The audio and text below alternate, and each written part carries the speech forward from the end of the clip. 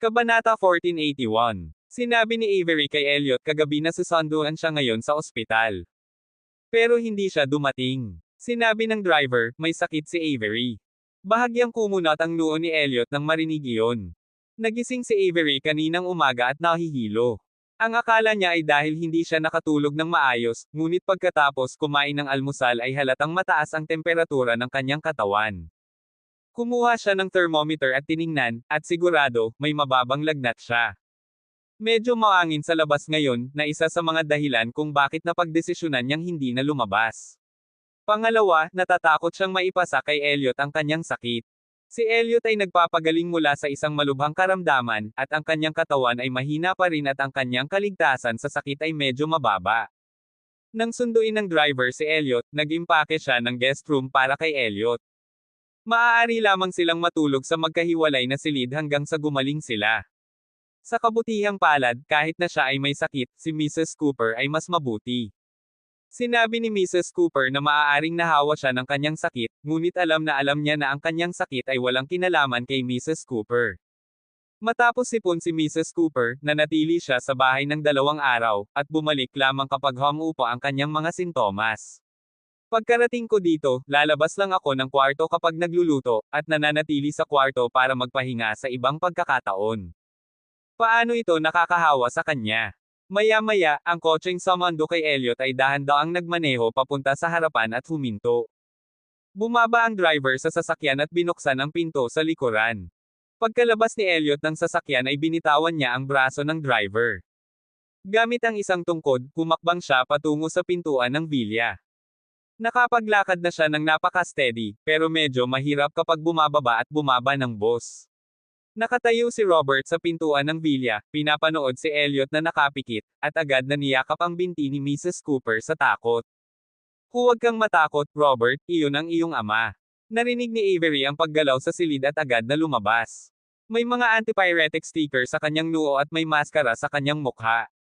Naglakad si Elliot sa pintuan, nakita siyang ganito, at walang magawang bumantong hininga, may lagnat. 38.2 degrees, hindi seryoso. Naglakad si Avery sa harapan niya with a nasal voice, you sleep in the guest room. Natatakot akong kumalat ang lamig sa iyo. Magpahinga ka ng mabuti, huwag kang mag-isip ng kalokohan. Lumapit si Elliot at hinawakan ang pisngi niya na medyo mainit, uminom ka na ba ng gamot? Avery, uminom ng gamot sa sipon. Magiging mas mabuti pagkatapos ng 2 oras na pagtulog. Elliot, uminom ka pa ng tubig. Inumin. Matamlay si Avery, medyo nahihilo ako.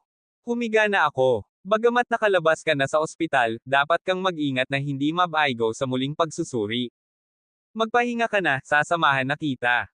Pagkaraang panoorin ni Elliot ang pagbabalik niya sa kwarto ay ibinaling niya ang atensyon kay Robert na nagtatago sa likod ni Mrs. Cooper. Si Robert ay tumingin sa kanya na nagtataka at nahihiya na may isang pares ng itim na mga mata. Robert, halika rito, yayakapin ka ni tatay. Magiliw ng ngiti ang ginawa ni Elliot, at napakaamo din ng tono nito. Syempre hindi papayag si Robert na yakapin siya ni Elliot. Medyo natakot si Robert sa paraan ng paglalakad niya. Robert, huwag kang matakot. May sakit si tatay at saklay lang ang gamit. Binuhat ni Mrs. Cooper si Robert at lumapit kay Elliot, yakapin ka ni tatay, at bibilihan ka ni tatay ng katas ng prutas, okay.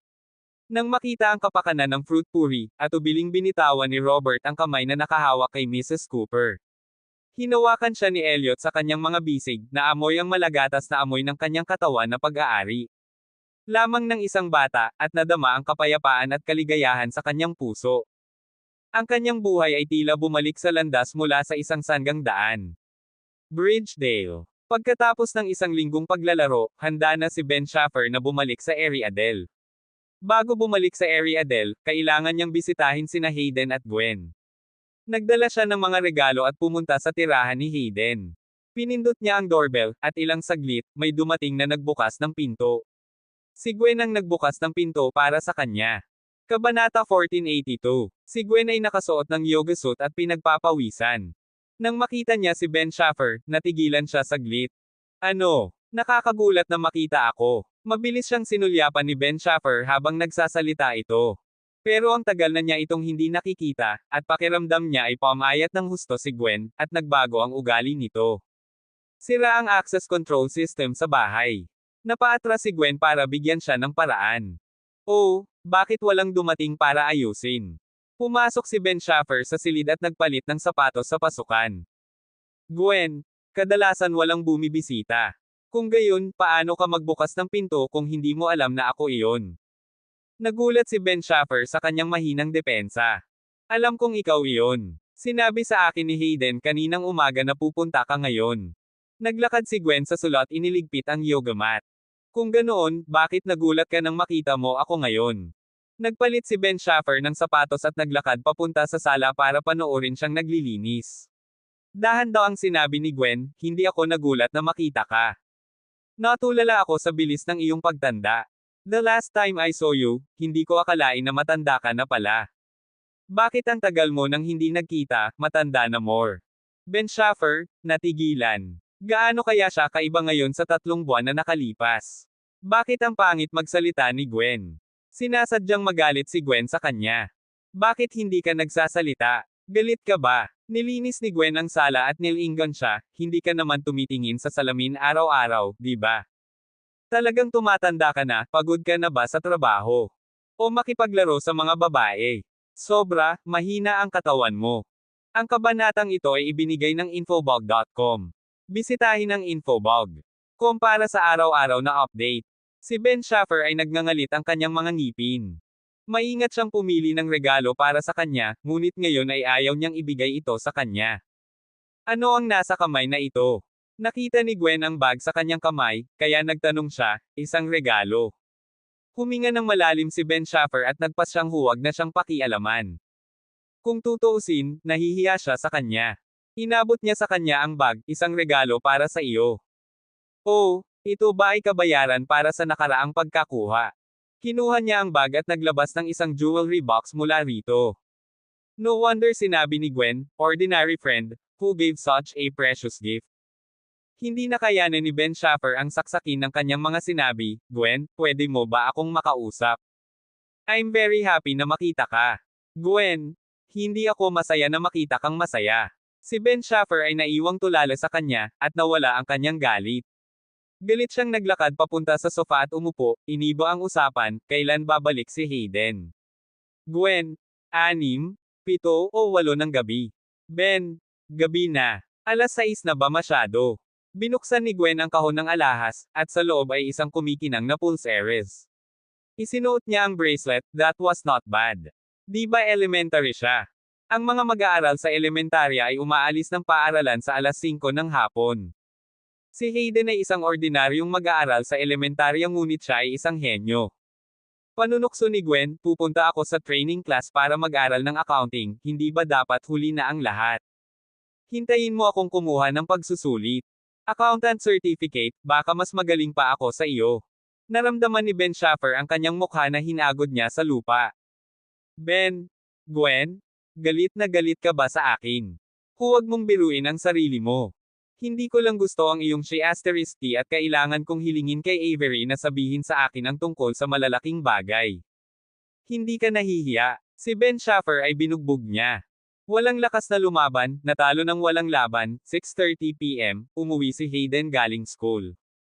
Tere, kain tayo sa labas. Treat kita. Tumayo si Ben Schaffer mula sa sofa at nakangiting sabi kay Hayden. Walang opinyon si Hayden. Kumain na kayo, hindi ako sasama, mahinang sabi ni Gwen. Nang marinig ni Ben Schaffer ang kanyang mga salita, agad siyang sumabog. Gwen, masyado ka bang kawili-wili? Kainan lang yan, at hindi ka pinatay.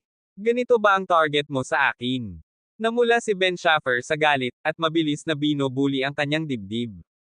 Natigilan sina Gwen at Hayden. Kabanata 1483. Nakakabingi ang dagandong ni Ben Schaffer. Noong una ay hindi gaanong natakot si Gwen sa kanya, ngunit nang makita ang galit na tingin nito sa sandaling iyon, biglang nanginig ang kanyang puso. Tito Schaffer, hindi kumakain ng heavy meal ang tiyahin ko tuwing gabi. Kumakain lang siya ng prutas sa gabi. Sabi ni Hayden, pambasag ng katahimikan.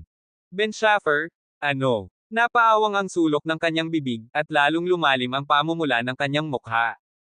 Sa wakas, nagsimula ang isang nakakahiyang ubo. Hindi napigilan ni Gwen na matawa, kalimutan mo na, sasamahan kita. Pagkalabas ay sobrang nahiya si Ben Schaffer kaya naman nagpatuloy siya sa paglalakad kasama si Hayden at nagtanong pa tungkol sa pag-aaral ni Hayden. Nainis si Hayden sa pagtatanong nito kaya naglakad na siya papunta sa gilid ni Gwen. Kinailangan ni Ben Schaffer na maglakad ng magkatabi sa kanilang dalawa. Gwen, ang payat mo at nag-i-exercise ka ngayon, hindi mo kailangang lampasan ang hapunan. Maaari kang kumain ng mas kaunti. Sa wakas ay nagkaroon ng lakas ng loob si Ben Schaffer para kausapin siya. Gwen, gusto ko rin kumain, pero hindi ako pinayagan ng amo ko. Pumunta ka at sabihin mo sa boss ko. Ben, sino ang amo mo? Gwen, manager. Sino ang manager mo? Tanong ni Ben Schaffer. Gusto mo ba talagang hanapin siya? Nagtaas ng kilay si Gwen at tinanong siya, ano ang kinalaman mo kung kakain ako ng hapunan o hindi? Ang tanong na ito ay nagpatigil kay Ben Schaffer. Mukhang busy talaga siya. Pero gusto lang niyang alagaan siya. Hayden, hindi ka ba nag-invest sa kumpanya? Ikaw ang big boss behind the scenes. Pumunta at sabihin sa ahente na hindi mo mapapanatili ang iyong katawan sa pamamagitan ng pagdidyeta. Ito ay hindi malusog. Hayden, wala akong pakialam. Bagamat ipinuhunan niya ang pera para buksan ang kumpanya, pananagutan lamang niya ang pag-invest ng pera at wala nang iba pa. Isa pa, hindi lang kumakain si Gwen sa gabi, para makakain siya ng kaunti para sa almusal at tanghalian. Araw-araw pa ring nag-eehersisyo si Gwen na nagpapakitang hindi siya gaanong nagugutom. Pumunta silang tatlo sa isang restaurant at naupo. Pagkatapos mag-order si Ben Schaffer ng isang mesa ng mga pinggan na may menu, umorder siya ng isang bote ng red wine na may labis na interes. Naisip ni Gwen na siya ay medyo mapangahas, are you addicted to alcohol? Gusto mo bang humanap ng ilang taong makakasama mo? Ben, hindi. Iinom ako ng kaunti. Gwen, uminom ka ng konti pero naka-order ka ng isang bote, bakit? Pwede pa ba akong mag-order ng inumin? Hindi ito bar. Nahulaan ni Ben Schaffer na maaaring nababalisa si Gwen tungkol sa pera, kaya ipinaliwanag niya, maaari kong dalhin ang bote ng alak sa bahay kung hindi ko ito maubos, at inumin ito kapag gusto kong uminom sa hinaharap. Gwen, hindi ako mahilig uminom. Ben, hindi ka ba nakainom ng maayos noong sinasamahan kita noon? Sigurado ka bang gusto mong talikuran ang lumang account? Napataas ang kilay ni Gwen, na may ugali na sasamahan siya ng matandang babae hanggang sa dulo, na nagpaakit sa kanya ni Ben Schaffer. Ibalik mo ang hindi mo maubos inumin, maaari mong dalhin ito upang ibabad ang iyong mga paa. Seryosong sinabi ni Ben Schaffer, siguro maaari itong isterilisado. Gwen, sa tingin ko mas kailangan mo ito. Makabili ka pa ng alak, maligo ng alak, at gagaling ang buong katawan mo. Kailangang isterilisado ang lahat. Ben Schaffer, walang imak. Umupo si Hayden sa gilid, nakikinig sa kanilang dalawa na magkalaban, parang nakaupo sa mga pin at karayom. Bago kumain, kalahati na ang laman niya. Kabanata 1484. Sa Area Del. Sa gabi. Ang lahat ay pumunta sa Starry River Villa na may dalang mga regalo para ipagdiwang ang paglabas ni Elliot mula sa ospital at upang ipagdiwang din ang pagkakasundo ni na Elliot at Avery. Matapos uminom ng 2 dosis ng gamot si Avery, humupa ang lagnat at hindi masyadong nahihilo ang kanyang ulo. Pero pagkalapit ni Tammy, nagsuot pa rin siya ng maskara. Si Tammy ay buntis at hindi maaaring magkasakit. Sabi ni Tammy, Avery, malamang napagod ka kanina. Kapag sobrang pagod ang mga tao, madali silang magkasakit. Bago ako nabuntis, minsan din akong nilalamig. Uminom din ako ng gamot sa sipon. Tinanong ko ang doktor kung may sakit ang bata. Ito ay maaapektuhan. Sabi ng doktor, dahil hindi damyugo ang bata, ibig sabihin ay wala itong epekto. Avery, sige, bakit hindi ka sumama kay June? Matapos marinig ang tanong na ito, wala na ang kalmado sa mukha ni Tammy. Na-hospital ang biyenan ko dahil sa alta presyon ko. Pinuntahan siya ni June para alagaan. 3 araw ko na siyang hindi nakikita, at hinala ko na hindi siya papayagan ng biyenan ko na lumapit sa akin. Kumunat ang noo ni Avery, grabe ang kalagayan ng biyenan mo. Nakarating ka na ba sa ospital? Ang aking biyenan ay may mataas na presyon ng dugo sa loob ng maraming taon. Simula nang makilala ko si June, ilang beses na siyang na-hospital. Kailangan niyang manatili ng kalahating buwan sa bawat pagkakataon. Kung pupuntahan ko siya, hindi ko lang siya mako-comfort kundi lalo lang tataas ang blood pressure niya. Natawa si Tammy sa sarili, at nagpatuloy, I can't compromise with her. Nakapagdesisyon na ako kung ano ang magiging pangalan ng anak ko. Sige, anong pangalan? Tanong ni Avery. Kung ang baby boy, Enzo ang pangalan, or kung baby girl, Kara ang pangalan.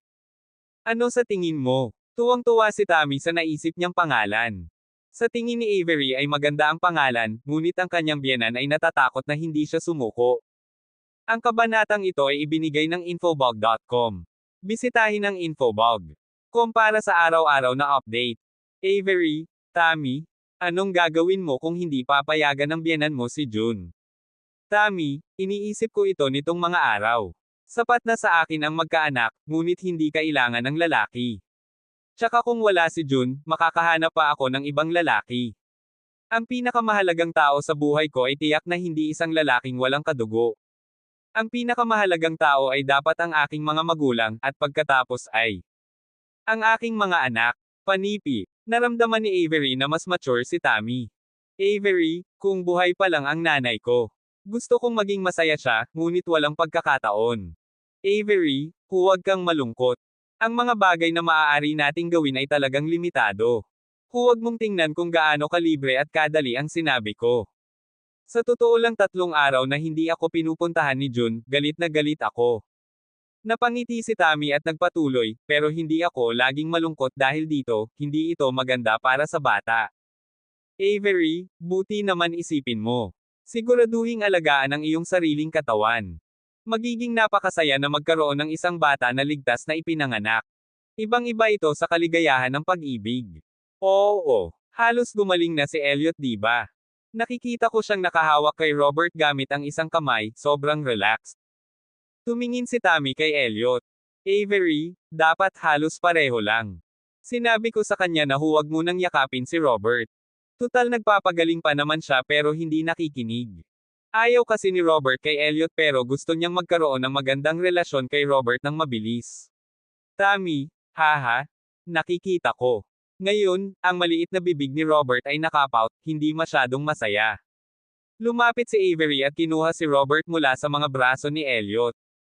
Pagkayakap ni Robert sa kanyang ina ay agad itong gumawa ng owaw, sa pagkaagrabyado, at saka mahinang tinawag ang kanyang ina. Ang cute ni Robert. Paglaki niya, siguradong iba na siya kay Hayden. Tiyak na magiging mainit siyang tao. Inabot ni Tammy at tinukso ang maliit na mukha ni Robert. Ani Avery, dahil lumaki sila sa iba't ibang kapaligiran. Kung tutuusin, hindi naman gregarious ang personality ni Layla noon pero medyo nagbago ito pagkabalik sa Ariadne. Nawala ang ngiti sa mukha ni Tammy. Ang kapaligiran ng isang solong magulang na pamilya ay tiyak na magkakaroon ng malaking epekto sa mga bata. Kung hindi mareresolba ni Tammy ang hidwaan sa kanyang biyenan, ang kanyang mga anak ay lalago sa isang solong magulang na pamilya sa hinaharap. Avery, Tammy, hindi mo kailangang mag-alala masyado. Hindi man mahilig makisama si Hayden, magaling din siya. Ang pagiging masigla ay may bentahe ng pagiging masigla, at ang pagiging introvert ay may bentahe ng pagiging introvert. Natuwa si Tammy, kung ang anak ko ay magkakaroon ng Hayden % with an IQ of 1, I'm going to be so happy. 9:00 ng gabi, sunod-sunod na umalis ang lahat, matapos patulugin ni Avery si Robert, lumapit siya kay Elliot, tumayo siya sa tiptoe, nilapitan ang mukha nito, inamoy ito, at pagkatapos ay sumimangot, Elliot, ano ang problema mo? Kabanata 1485 na amoy ni Avery ang matinding amoy ng alak sa kanyang hininga.